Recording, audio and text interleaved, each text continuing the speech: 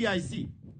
Jade koteng lwet gi mogo kaluore kod dhur kod taka mane otim kod piny owacho e kaunti ma Nairobi e log tich mar kambi ma keyo teko stima Kenya Power. Kaulos nyim komiti mar od bura mamalo mane ogwele mar dayo dhoge Gavana ma Nairobi Johnson Sakaja bende olero ni Kenya Power ni kod gop kaunti maromo bilion 3 ka kaunti ni kod gowi ma shillings bilion 1.5. Romono bende ne oyuore go gai mar obila Douglas Kanja mana wacho ni pod gitimo nonro ka ji adek mayande gisemako ne owe thuolo.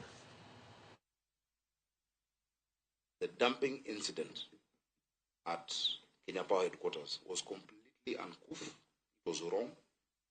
It was it was something not sanctioned by Chairman.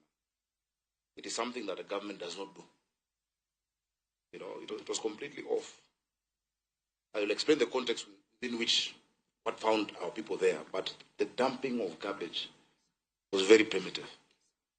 And you know, I lead a big institution. I have almost 20,000 staff. But the ultimate responsibility, the buck stops with me as a governor. And so on behalf of the staff, I apologize to the people of Kenya, to the people of Nairobi, to the residents and tenants and business people there. That should never have happened, and it will never happen under my watch. I will not allow that to happen again. During the incident, 2 KPLC staff members, Barbara Wachira and David Mauti Kiarago, were arrested by the Nairobi County enforcement officers and later released without being preferred for any charge under the Nairobi County bylaws.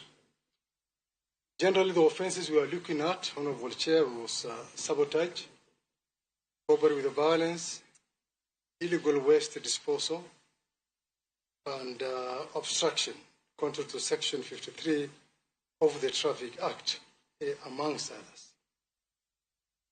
This particular case file, Honorable Chair, was forwarded to the Office of the Director of Public Prosecution on February 27, 2025 for operation.